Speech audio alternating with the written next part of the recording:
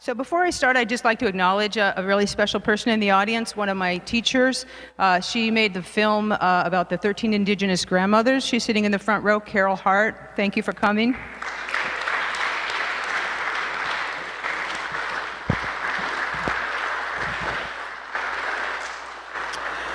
So when Neil asked me to talk about how he would change the legal status of entheogens, I thought, well, that's going to be a really short talk because we're not going to very soon, I didn't think, and don't really think. But I was grateful for the opportunity to kind of think about it and to engage in this kind of journey of imagining what are the ways we would make a difference in terms of policy, in terms of politics, in terms of activism, to try to move psychedelics into the realm of, if not legalization, then at least something that's sort of not criminalized, where we're not sort of under the thumb of the prohibitionist regime that we exist under now. So I'm grateful for the opportunity, and I invite you on the journey with me, and I'm interested in having conversations after this part of the talk where we can get some of your ideas about ways we might work together to kind of move this policy in some significant ways. I started out thinking about what are the goals? What is the goal? Because different goals require different strategies, right? And there could be a lot of different goals here, right? One goal could be that we could go to a store and buy the substance of our choice, you know? That's really not going to happen anytime soon. So I didn't think that it was worth really talking about that for our purposes, but at least for the people in the room, these two goals are ones that are very much on our mind. One is allowing doctors to prescribe these medicines to patients in clinical settings, and then once they're approved and can be prescribed, maybe they can be prescribed more widely than we're sort of studying them now. And then secondly, sort of allowing wider use of these substances. That's really, I think, what we'd like to all get to. It's great if we have clinical applications, but not all of us want to be defined as patients. Not all of us want to experience psychedelics in a medical setting. So we really do need to think of ways that we could just sort of make these not necessarily more widely available, but less criminalized. So I thought about kind of three ways to think about changing the legal status. And there are these three ways. So one is the rescheduling for medical use, which is, you know, a lot of what they haven't talked about the specifics of rescheduling, but we're sort of talking about these clinical uses. Expanding religious use, and then decriminalization. Having a sort of a decriminalization of all drugs that would then include psychedelics and a bunch of drugs. So to talk first about rescheduling, and I want to say at the outset that there are so many people in this room who know so much more about rescheduling and the FDA approval process than I do, so I apologize in advance for, you know, this sort of simple way I'm explaining this, and I'm sure I'm leaving out important things, and I invite any of you experts to correct me.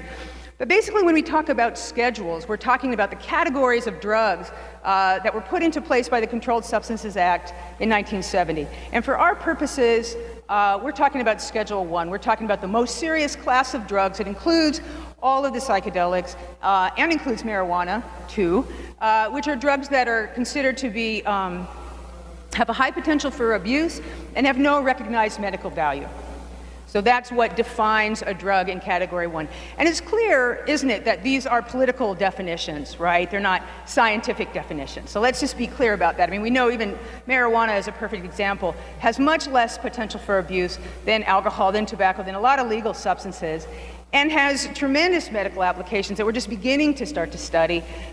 So obviously the fact that that's sitting in Schedule 1 is about politics more than it's about science. And that's just kind of the nature of the work that we do, and it's why we have to think about drug policy in connection, even when we're thinking about science, and even when we're talking about research.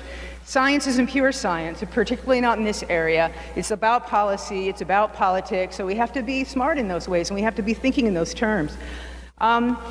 So when we try to do research for a Schedule 1 drug, and the researchers in the room certainly know this, because we're operating under this prohibitionist regime, those guys have to jump through so many hoops and get approvals up the yaya and get, you know, the DEA sort of breathing down their necks.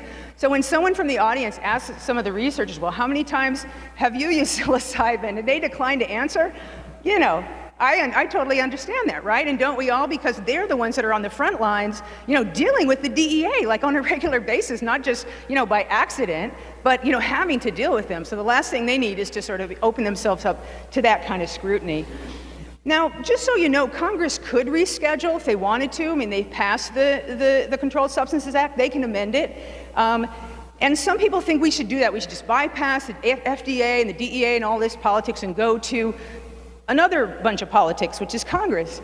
And in fact, Barney Frank actually introduced a bill to take marijuana out of Schedule I. Didn't really go anywhere, maybe reintroduced sometime, may have that provision in it, may not. But I feel like, first of all, it's not going to happen because they're going to say that they want to defer to the FDA. And frankly, I don't think it's in our interest either, because if what we're trying to say is that science should not be trumped by politics, then for us to go to politicians to make a scientific determination kind of undercuts our argument. So I think that the path that the researchers are taking, and MAPS and Hefter and all the people that are funding this research, I think is the right path to take, which is to go for FDA approval. So now, rescheduling happens once the FDA approves something, approves a substance for medical use, then the DEA has to reschedule it. And then Congress is more likely to reschedule it. So that's really the path that we have to go through, is through the FDA. And, just to talk about the politics again for a minute, the DEA will say, well, we defer to the FDA, they're the scientists, we're just, the drug warriors. But instead, they're sort of messing with it every step of the way. They're the ones that are sort of maintaining this monopoly on marijuana for a single grower in Mississippi and preventing a lot of this research. So on the one hand, they say, oh yeah, well, we're going to defer to the FDA. And then on the other hand, they're just kind of screwing with them every step of the way. So again, political process.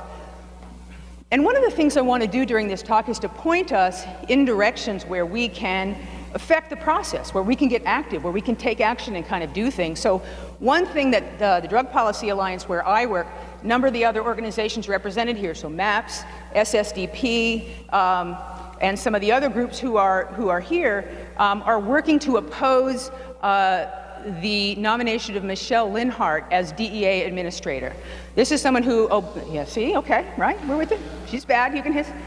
She is the person who Obama has nominated. She's a holdover from the Bush administration. She's a drug warrior down to her socks, worked her way up through the DEA, and is responsible for some of these raids that continue on medical marijuana dispensaries and grows around the country in spite of the Attorney General's statement that they're not going to arrest people who are in compliance. So she's really, it would be a very good thing if we were able to stop that nomination. So if that's something that you're interested in, you want to get involved in, talk to my colleagues at DPA, talk to the folks at SSDP or MAPS, and get involved in that. I'm not sure we'll be successful, but it's something that would be important if we were able to achieve it. So FDA approval for medical use, I'm just going to talk about this really, really quickly, as other people know a lot more about it, but there's a series of studies that have to be done of any substance, and you go from phase 1 to phase 3, from smaller to larger studies, where you start out talking about just the safety of a substance, and then you start to talk about what effects it has in different populations, and then you get to these phase 3 studies, which are enormous, and talk about a range of effects and side effects over larger and larger numbers of people, and what's kind of generalizable to the general population. Now, every step along the way, you have to have the approval of the government, you have to have the approval of the FDA and the approval of the DEA to even do the studies. And then ultimately, if you get to the phase 3 point and you get past it, then you do an application to the FDA and they make a determination. This process is incredibly time-consuming and expensive. And, the question of who pays for the studies is an important one, because for a lot of drugs, the drug companies pay for it, right? Because they're going to make a lot of money because they have the patents and they have these drugs, like Zoloft or Lipitor or Fosamax, people take every single day, so there's like a lot of money to be made. Whereas with these drugs that we're talking about, they don't have the patents, people don't use them that much, and it's not a moneymaker for them. So this is all being funded privately, and here I have to give a heads up, a shout out to MAPS, to the Hefter Institute, all the people that are funding this conference, who are also funding this private research that is super expensive, and invite you all to support that as much as you can. Come to the party tonight if you have money, if you have access to money. That's how we're going to get these studies funded, and that's how we're going to get this thing to move forward. Now, the timeline for when this is going to happen, and I actually think, given these results that we're seeing, these amazing results that we heard about this morning, and we heard about at the MAPS conference, I actually think this is going to happen. I think it's going to happen in my lifetime. But the timeline, it kind of depends on who you asked, right? So I asked Rick Doblin, and he said, well, 10 to 15 years. And then I asked someone else, he said, oh, Rick's been saying that for 10 to 15 years. I don't know how long it really is. So, people can talk about how long they think it's going to be, but we're making progress. We're moving forward on that, and so that's good. But then again, that's one aspect that's going to make a lot of difference if we're able to achieve it, and help a lot of people, and reduce the stigma of these medicines, and let people in the culture know that these medicines are useful and important. But there are other ways in our lives that we interact with these substances, and it shouldn't all have to be clinical, and it shouldn't all have to be medical. So I'm thinking, in this journey that I went on, what else, what other alternatives are there? And so I thought about religious use, right? Because we know that Congress and the courts have recognized religious exemptions to the Controlled Substances Act. They wrote it into the law for Native Americans and peyote.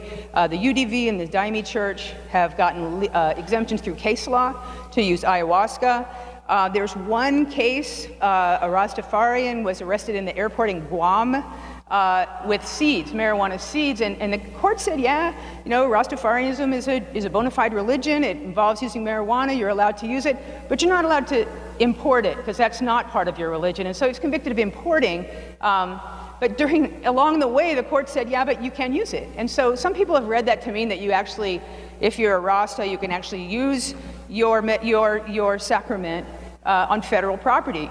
But it hasn't been tested, as far as I know, at Reese Park or any of these other federal places.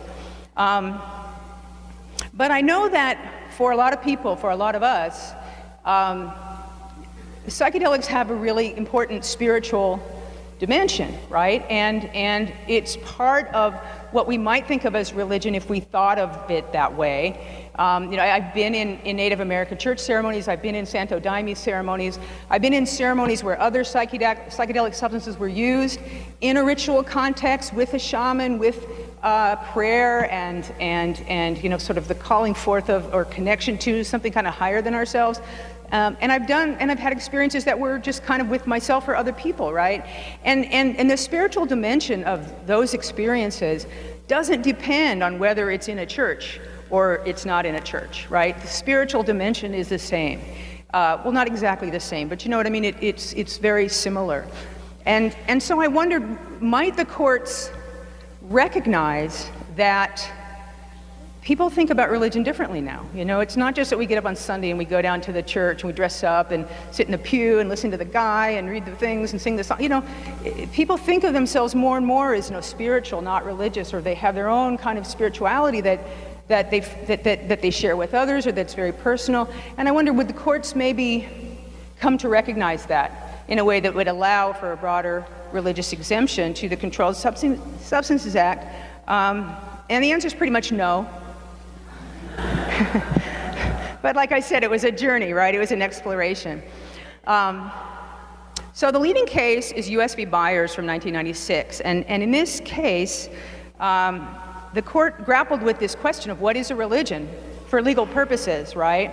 And so here's a quote from the language of the opinion. Myers testified that he is a founder and reverend of the Church of Marijuana, and that it is his sincere belief that his religion commands him to use, possess, grow, and distribute marijuana for the good of mankind and the planet Earth, okay? Which, we can smile about, but, there are actually spiritual traditions that use marijuana as a sacrament. Some of the branches of the Santo Daime Church actually use marijuana Santa Maria as a sacrament. And so it's not, so far-fetched, but the court was not buying it. And they elicited, or they listed a number of factors for, what's gonna cause something to be considered a legitimate religion. So here are some of the factors: ultimate ideas, metaphysical beliefs, a moral or ethical system, comprehensiveness of beliefs. There has to be sort of this whole internally consistent worldview that comprises your religion. And it helps, I think, if it looks like something that they already are familiar with. Right, so the Native American Church has elements of Christianity in it that are recognizable to a Christian. Santo Daime Church, similarly, has some Christianity that flows through it. And so, that's kind of what they're looking for. But I put this "and" because there's this whole other set of factors that they call the accoutrements of religion. So I say it has to look like a church, that's my words, which are, a founder, writings, gathering places, keepers of knowledge, ceremonious structure, holidays, diet, fasting, clothing. So it's like rules, right? It's like you got to have a leader, you got to have a book, you got to have rules, things you can and can't do, you got to wear certain clothes, you got to be in a certain place. It basically has to look like the sort of patriarchal, traditional religions that we've all kind of fled from, right? That's what a religion looks like to a court. So, failing that, I don't see it happening. The courts don't lead. We think of them as leading sometimes. Oh, Brown v. versus Board of Education. The court was ahead of the people. It wasn't. There was all kinds of work that happened before that. The courts follow. They don't lead. So unless we're going to have some big movement to change what religion is defined as, which we could, but it doesn't look like it's happening right away, the courts aren't going to be a place for us to go to change this. So then I think about decriminalization. Taking drugs, psychedelics and other drugs, out of the criminal justice system entirely. And this is something that we at the Drug Policy Alliance work on a lot, and I think we're making progress. I think there are some real opportunities. And so I had a few examples that I wanted to kind of talk about. One is salvia, and some of the work we've done around salvia. One is marijuana, and a lot of the stuff that's going on with marijuana right now. And then efforts to decriminalize all drugs, basically to end the drug war. What is that work that is being done, that can be done, that you all can join in, and how can we make progress? So to talk about salvia, so in this map, the red states are the states where salvia is illegal. The pink states are where it's illegal for human consumption, but I guess that means it's legal for some other purpose, but I don't know what that purpose is. The yellow states, Maine, Maryland, and California, are places where we've been successful in getting the legislatures, rather than ban salvia outright, to institute age restrictions, and in some cases other restrictions, where it can be sold or how it can be sold. And that in itself may not seem like it moves us forward that much, but if you think about it, I think it really does, because if we're able to have a conversation with an elected official, with a state legislator who's in a panic about some new substance that all the kids are trying, and it's horrible and scary, and you can see it on YouTube, and you can, and we can have a conversation where we persuade that lawmaker, prohibition, it doesn't work. Prohibition is not the way to deal with this problem. The way to deal with this problem is reasonable regulation. If you're really worried about kids getting it, make sure kids can't get it by regulating, but don't limit what adults can do and create this whole, additional piece of this prohibition regime that doesn't work. Why keep doing the same thing? Why saddle law enforcement with another thing they've got to go and try to shut down, that PS you can get on the internet? Why would you kind of buy into more and more of this failed strategy? And so when we can convince them that that's actually a good response to this, that's a huge win for us. That's enormous, because that's what we're trying to do in general with drugs. We're trying to get to the point where we can say, we're not talking about legalize everything, make it widely available, and have chaos. We're talking about a system where things are regulated, where things are controlled, but not a prohibition regime where you've got this war on drugs where you can't control anything, and drugs are more available than ever. So that's kind of our pitch in these cases, and to the extent that we're successful, I think we're kind of moving the conversation forward in significant ways. And so you can see a lot of the states are not colored in. That means the states haven't considered it yet, or they haven't banned it yet. I know Michigan passed a law recently. It's waiting the governor's signature, so that's about to be another one, and they're really doing them fast now. They talk to each other, these guys, at their conferences, and oh my God, salvia is this horrible thing.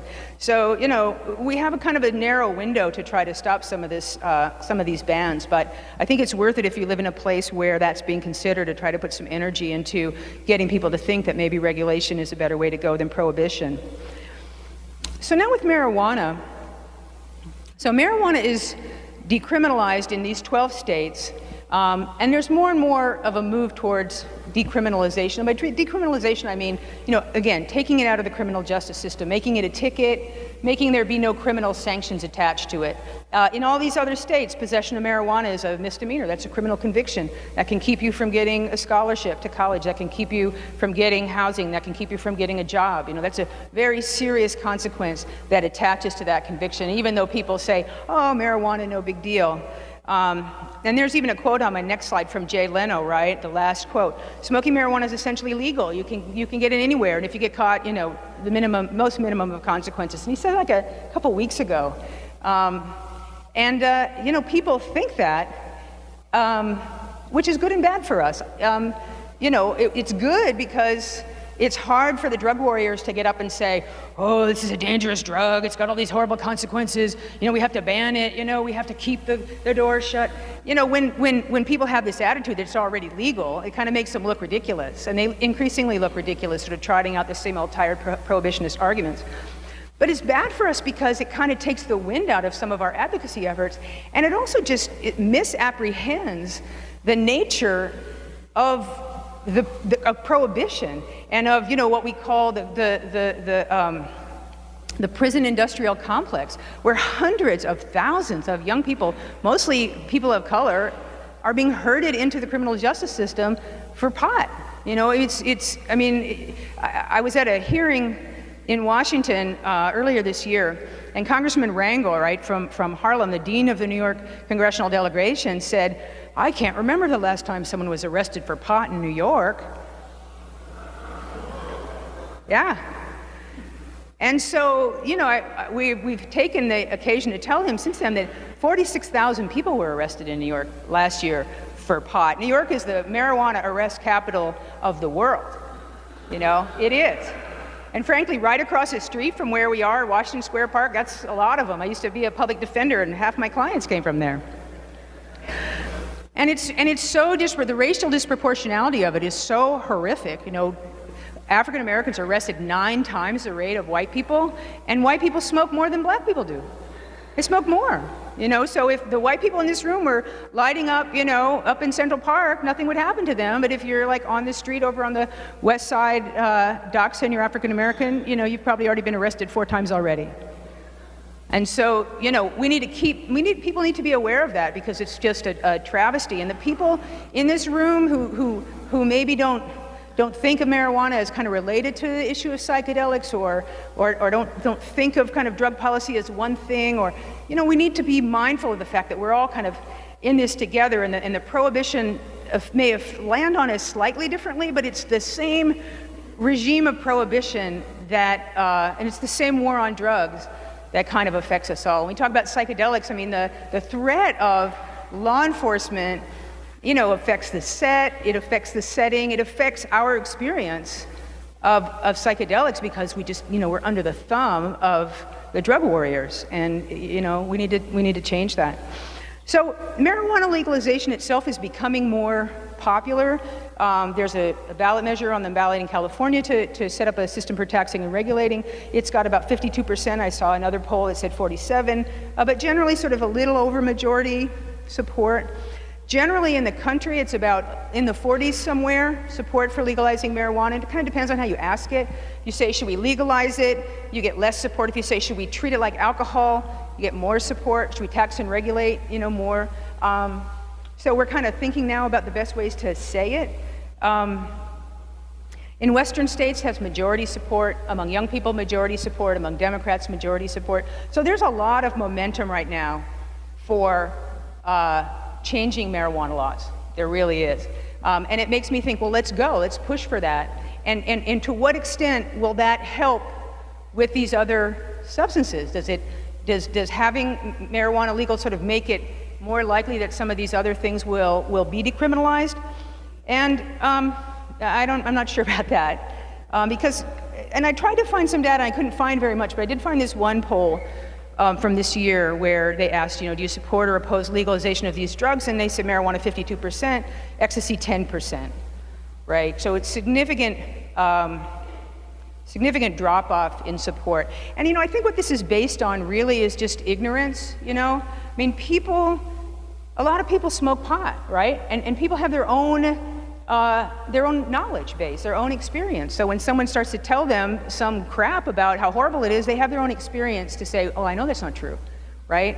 Whereas with some of these other things that fewer Americans use, they have only the kind of hysterical things that they read about, the kid who dies at a rave, or the kid that jumps out a window because of something, commits suicide because of something. They read these things, and usually when you unpack those stories, there are a lot of other factors involved, but that's how it comes to people. That's how they hear it, and then they associate that with the substance itself. One of the things I'm going to talk about later is sort of coming out, talking about drug use, and the extent to which that could be helpful, or the extent to which it's even possible. I'll talk about that a little bit later, but I do think that trying to sort of counter these hysterical stories and letting people know that no, we have a whole different experience of this is going to be really important, and particularly with this clinical research that that's so positive and where there are so many amazing outcomes. I think the more that we get those stories out there, the more it's going to change the landscape. And I know that some of the researchers kind of feel like, they so remember or have heard about, what the backlash that happened, or so afraid of another backlash, put our heads up too high, and that's a risk, I mean, really, in my lifetime, I've seen things go from, the 70s when it looked like marijuana was going to be legalized, a lot of things were changing, to then we had Reagan, and it all just went backwards. Politics is like that. Things can go forwards and backwards. But some things don't, I mean, the gay rights movement, who would have thought in the time span that we're all living in, things would have changed so much, and that, I don't see that ever going back, because it's a matter of justice. It's a matter of justice. And so if we frame our issue that way, locking people up for what they put into their bodies, for altering their consciousness, it's a matter of justice. We as a just society aren't going to do that. Then, maybe we can keep it from going backwards. So I guess what I end up at is that, we really need to try to push for the decriminalization of all drugs. I just don't see a situation where, other than in the clinical context, that any sort of public, any lawmakers or any elected officials or powerful people are going to take psychedelics because they have these positive uses, or these potential positive uses, and sort of treat them differently from, the other things that were on that list, heroin, crack, whatever, because that's, we haven't done that work yet to kind of separate them in people's minds, and there's a lot of that work to be done. So I think that we need to just sort of piggyback on, a movement to decriminalize all drugs. And we need to do it both for the purposes of making psychedelics, not criminalized, but also because it's the right thing to do, right? I mean, we are drawn to psychedelics, and we're drawn to the work that we do in this field because of our own relationships with these substances and what they've done for us in our lives, but also because we imagine a more just world. When we gather at Burning Man or places like that, we are creating a world that we want to live in, right? That has more equality, that has, exchanges where we make art together, where we don't judge each other. That's what we're attracted to. And so here in the world that we live in, this real world, we have to strive for that same thing, right? And if there are some of our brothers and sisters that are using some drug that maybe isn't our drug of choice, but they're altering their consciousness, or as Claire was saying, kind of, helping themselves be stable in the way that they need to, why should they be punished for that? It's just wrong. It's morally wrong, and we need to stand up to it, and we need to work to change it. And I think that we have opportunities now that we didn't used to have, and the window may be a narrow one, and it may be narrowing. There's increased recognition of the failure of the drug war. There's increased acknowledgement of the costs. There's increased acknowledgement and recognition of the racial disparities, and we have these budget crises around the country that are causing legislators to make different choices about how they spend money. Prison populations are declining for the first time, in 20, 30 years because of budget crises, because people are just having to make different choices. So now is a perfect time to kind of counter some of these drug warriors and to sort of talk about different ways we could handle the issue of drugs. And that's some of the work that the Drug Policy Alliance is doing, and I'd love to I'd love people to join us in that. I think we have a lot of opportunities. So when I think about decriminalization, it's going to be interesting because we're increasingly going to have to start to say, what do we want to see, right? It's one thing to say the drug war's bad, the drug war's failed, we're against the drug war. But increasingly, as we're successful in fighting the drug war, we're going to be called upon to provide some alternative. And it's an interesting place to be, right? What we've been saying in the Drug Policy Alliance for years, well, we think we should study it. And we do think we should study it. I mean, yeah, legalize marijuana, absolutely. Other drugs, let's study what a regulatory system would look like. That's basically what we say. But the day is going to come and we're going to have some real specific answers to that question. Well, what would you do with this drug or this drug or this drug? We saw it with marijuana, when for the longest time we talked about taxing and regulating marijuana, it was sort of theoretical, right? But now we've got bills in California, in Washington, setting up schemes for doing just that. We've got a ballot measure in California that would do just that. So now we're called upon to say, well, what would that look like? Should people be able to grow their own? Should you be able to grow it and sell it in the same place? What should the tax structure be? Should people who work there, if they have criminal records, is that okay? Is it not okay? How many different strains there are? What kind of training should there be? What kind of quality control? There are like a gazillion issues that are now real and that we have to start to grapple with. And similarly with the rest of the drugs, we're going to get to the point, if we're successful at moving forward at ending the drug war, we're going to have to start thinking about that. So one place I like to look at is Portugal, where somebody's clapping for Portugal, yeah. Woohoo! Portugal in the house. So Portugal decriminalized possession and use of drugs in 2001. And so what happens in Portugal is there is no criminal sanction attached to drug use. You cannot be arrested for using drugs. Selling is still illegal. I'm not quite sure how they handle that, but if you're a user and you're across the street in Washington Square Park, you're not going to be arrested. The police can pick you up, and they will take you to a dissuasion commission. They call them dissuasion commissions, which that's a Portuguese thing. We'd have to call it something else here, I think. But it's a panel of 3 professionals, and I think it's a judge, a lawyer, and a social worker. They assess the person. A lot of them, they just let them go. They find out if the person has a drug problem. If they have a drug problem, they refer them to services. They refer them to other things they might need. It works. They were, one of the things about Portugal as opposed to the United States is they have a social safety net that we don't really have. So that's a big difference, to be able to refer people to services that they can actually get, as opposed to here where treatment slots are much harder to come by. And increasingly, the only way you can get them is if you get arrested, because it's all the resources are skewed toward the criminal justice system. But that's a big difference to have those services actually available. But it's interesting because when they proposed it, there were all these fears. Young people would start using more drugs, they become more available. Crime would go up. People would come from other countries, like they go to Amsterdam because they can use drugs with impunity, and there'd be all this drug tourism, and everything would go to hell in a handbasket. And in fact, what happened was the opposite, right? Drug use went down for young people. It went up a little bit for other age groups, but the amount wasn't that significant. But for young people, it actually declined. And the drug use in Portugal is actually lower than in most European countries, and certainly than the United States. And I don't have that slide, but it's like, there's Portugal, like down there. HIV and AIDS went down, overdoses went down, all the negative consequences of prohibition went down. And that's another thing that, another one of our talking points, right, that's important to remember. When people talk about the harms of drugs, a lot of times they're talking about the harms of prohibition and the harms that are associated with the drug being illegal. It's not the drug itself that causes all these harms. It's actually the fact that it's illegal and you have to get it in a black market and all the, you can't get health care and all the things that go along with having to get something illegally. So they had all these positive outcomes. They had no increase in drug tourism. And there's nobody now, or very few people now, who want to go back. It's very popular across the political spectrum in Portugal. And we at DPA are really excited about it. We've had speakers come there to sort of tell us how it works. I'd love to arrange a junket there so that we can go and check it out. But it's really, really quite remarkable. And so I asked myself, if we had a decriminalization regime, what does psychedelic use look like? And so there was an example recently, the Boom Festival in Portugal. I don't know if you guys, how many of you went there? I didn't get to go, I didn't go.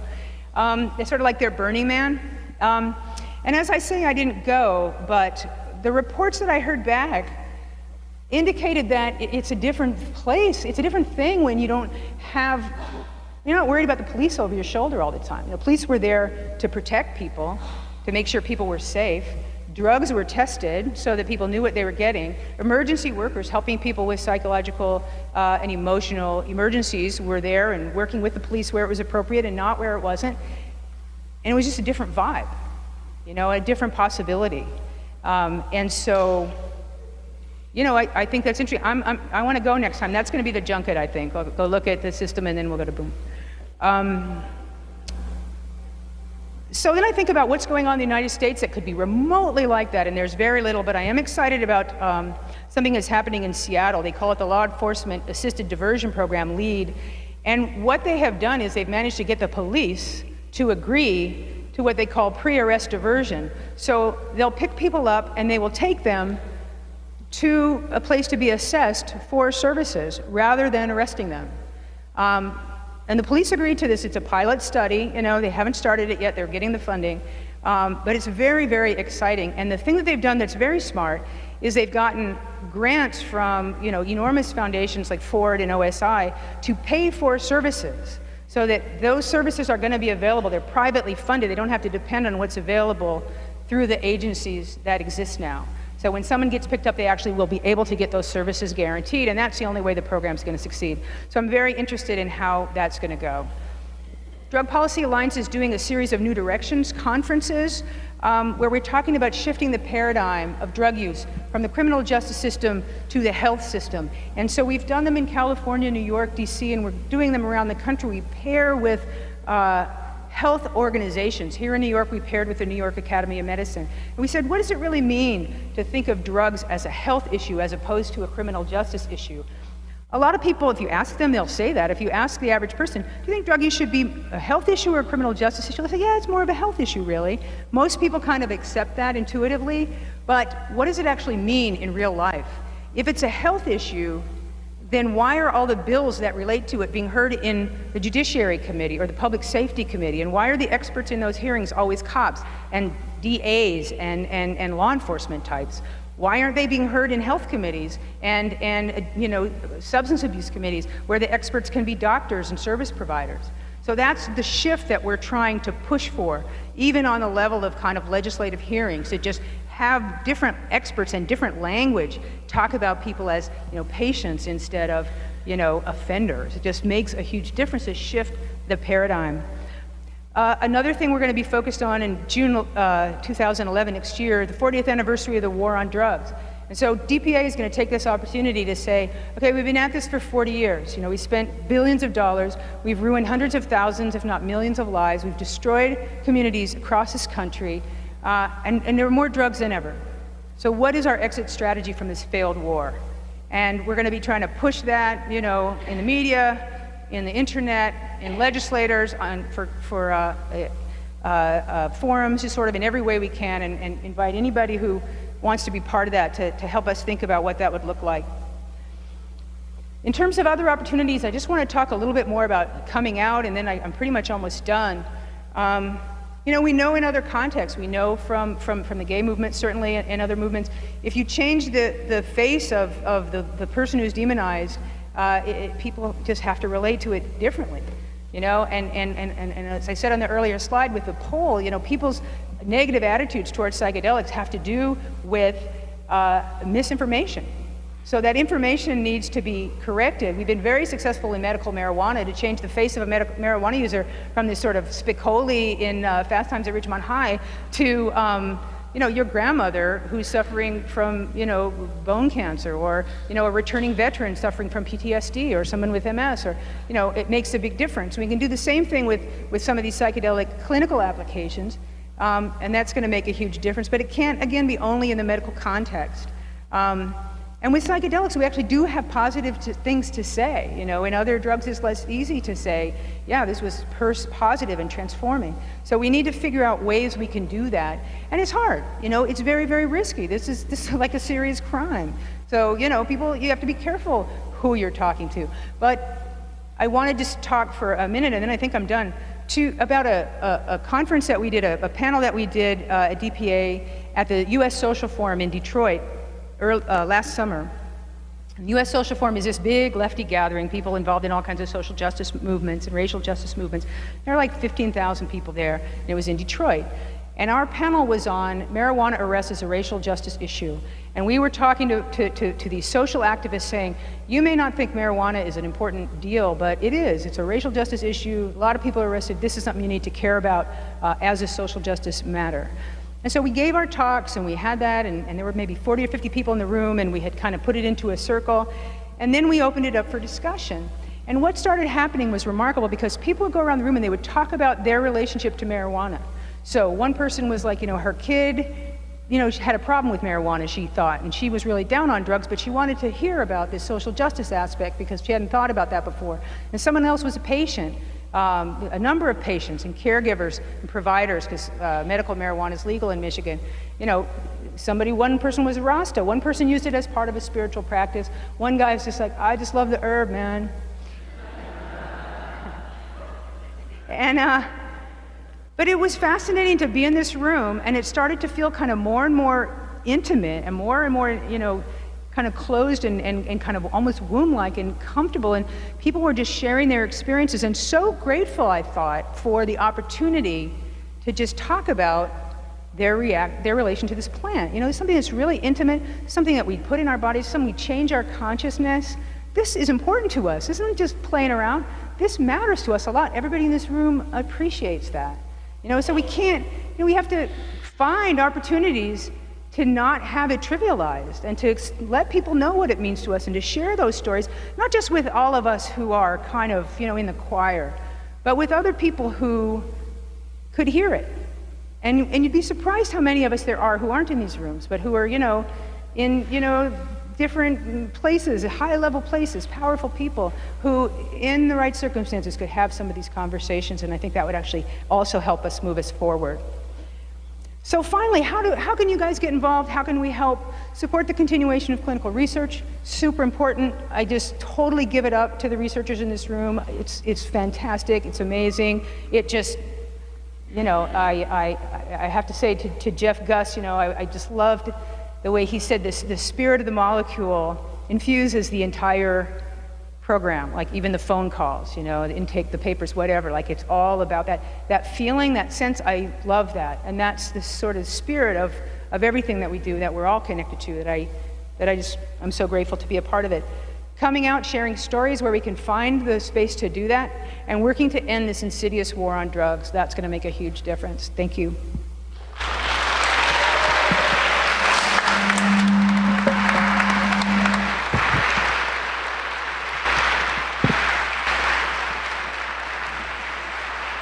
Oh, Q&A.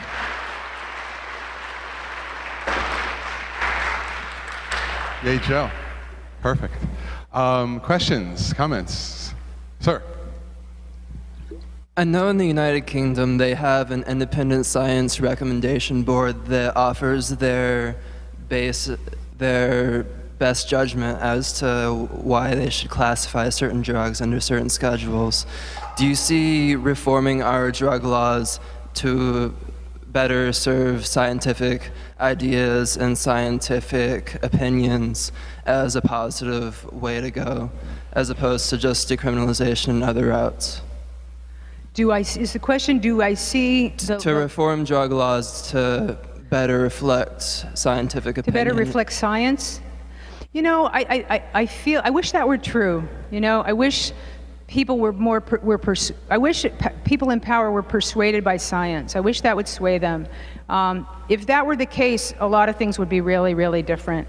I feel like in the worst situation, like with the Bush administration, ideology just completely trumped science. They didn't care about science at all.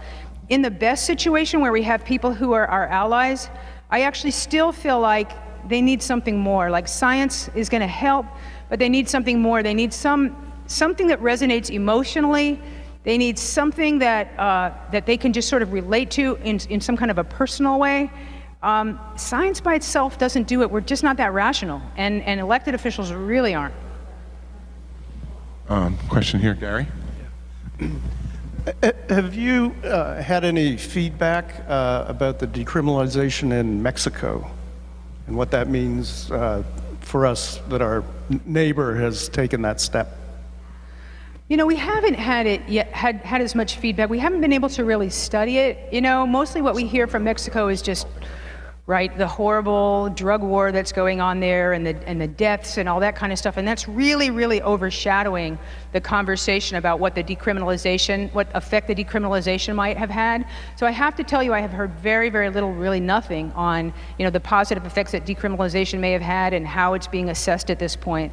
But on the second point, which I know isn't the question you asked about just sort of the violence in Mexico, that is actually another aspect of this debate that's happening, because one of the things we keep saying is, you know, if our drug war and our drug consumption is what's fueling this violence in Mexico, don't we have some kind of responsibility to think about different solutions on our end? And actually, a lot of the presidents and former presidents of some of the Central South American countries in Mexico are actually coming out in support of legalization of marijuana just to end some of this violence. I wish I could give you a better answer on the decriminalization. I do want to look into how that has been working. Question over here. Something you said struck a chord with me. You said that it was trivialized, and I deal with that in my own life, where I have family members and friends. When I talk about psychedelic drugs and just drugs in general, it's trivialized. It's like someone was like, do you have any suggestions on how to deal with that if you have family members or friends who are so brainwashed by the drug war that they don't understand, you know, a family member or someone who's being helped by it?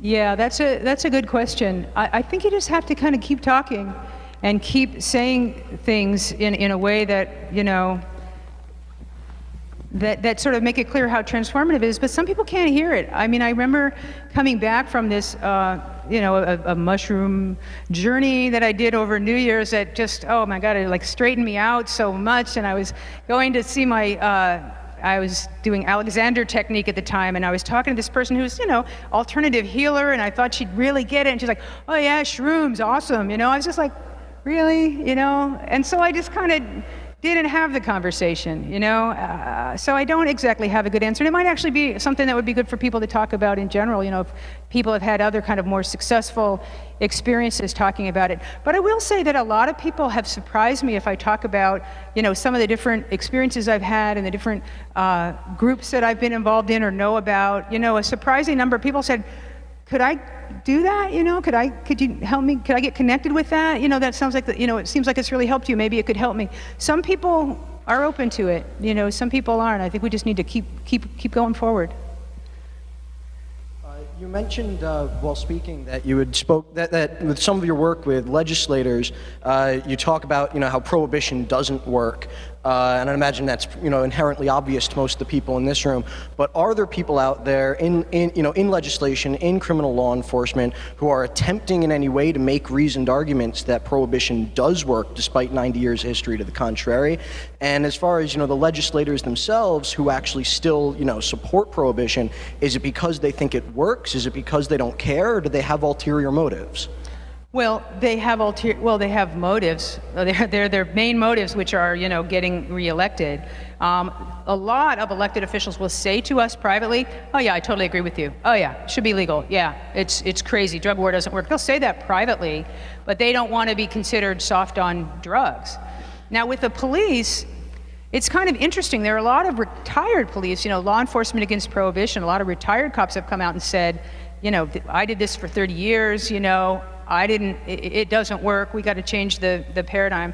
But the active duty police, it's much harder, and I don't know if that's because that's their bread and butter, that's probably part of it, or just that's their mindset.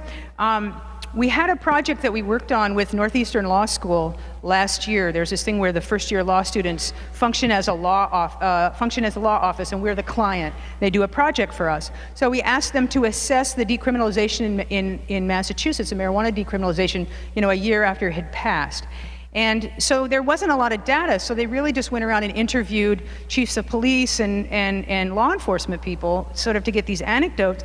And so when we were talking to these students, so what did you learn? They were like, well, I was amazed at how much they kept saying the same thing over and over again, even though they know it's not true, like it's addictive, and it's a gateway drug, and they just kept saying it, and I was like, and they were, first-year law students, they're going to be polite, but I kept thinking to myself, why do you keep saying the same thing over and over again, like a broken record? But they keep saying it. Part of it has to do with the incentivization, and that's like a whole other conversation. The funding streams that incentivize these low-level arrests that incentivize the drug war, all the money, that goes for the drug war on its own terms, and then also for national security, that result in kind of every little podunk police department having its own helicopter and tank so they can, have these big military raids. That's a whole other thing we have to think about. How do we defund it? How do we remove that financial incentive that keeps the whole thing rolling? Could you talk a little bit about the role of the prison industry in financing opposition to drug law reform initiatives around the country? Yeah, well, there are a number of examples of it. I guess the most kind of obvious example, or the one that's kind of the most painful for us at DPA, is that we ran a ballot measure in 2008 called Prop 5, which would have been the biggest drug policy reform kind of in the history of the country, would have let tens of thousands of people out of jail, would have provided treatment, would have decriminalized marijuana, would have done a lot of things. It was incredibly sweeping, and we actually thought that we had a good chance of winning. The polls were on our side. We actually thought we had an agreement from the Prison Guards Union to stay neutral. In California, the Prison Guards Union is very, very powerful. They have a ton of money. They can put millions of dollars into a campaign. And at the end, in the last few weeks, they decided to oppose us. They came in with a huge amount of money and just buried us. And we ended up losing, and it really turned quickly a lot because of that money. And, it just, it's so insidious, really, for them to be continuing to bankroll, this failed war. But that's what they do. Now, and that's not even the private prisons, which have, even a greater incentive to continue with things as they are. So going after that is a really significant policy challenge. It's one thing to talk to a legislator and maybe convince that person to do the right thing. But, when you've got these other players that, have big money to put into one of those guys' campaigns or to fight a ballot measure, that's just a much bigger challenge. We're talking about almost like corporate campaigns, and that's a whole other set of strategies that we need to think about. May I ask a question to you, Joe? Sure. What about campaign finance reform then? Is that sort of the Uber issue here? Getting corporate interests out of the policymaking process? I feel like these issues, I'm not sure that actually would make that big a difference. I mean, in some of these specific cases, like the unions, the Prison Guards Union or the Prison Industrial Complex, potentially. But I think, first of all, it tends not to be an election issue as often as sort of a lot of other issues are. When we think as DPA, because we have also a C3 and also a C4. So under the C4 arm, we're able to kind of get involved in elections. And when we think about where might we get involved in an election and really make a difference in terms of drug policy, we don't find as many opportunities as you think. We wish we did, but we don't. Not to say that elections aren't important. I've done a lot of work in elections, and I think they're super important. But as far as campaign finance reform, I kind of think that's a little bit at a remove in terms of a solution to some of the things we're talking about. There's so many other funding streams that don't go through campaigns, they just go through budget allocations, and earmarks and all kinds of other things. Can you tell us what Charlie Rangel said when you told him the truth? I cannot. Because I didn't tell him. I suspect that he probably hurried from the elevator that he was getting into and said, yeah, fine. I didn't participate in a sit down with him, and I don't think anyone from our staff has actually had that. We've spoken to his staff about it a bunch of times. We said, you can't say shit like that. It's wrong, and they're like, yeah, we know. So we haven't actually been able to sit down face to face and say, you know what, you need to stop saying that. It's not true. And in fact, here are the arrest statistics in your district. This is how many black men were arrested in your district for nothing more than having, a joint. And you need to do something about it. We're still waiting for that meeting.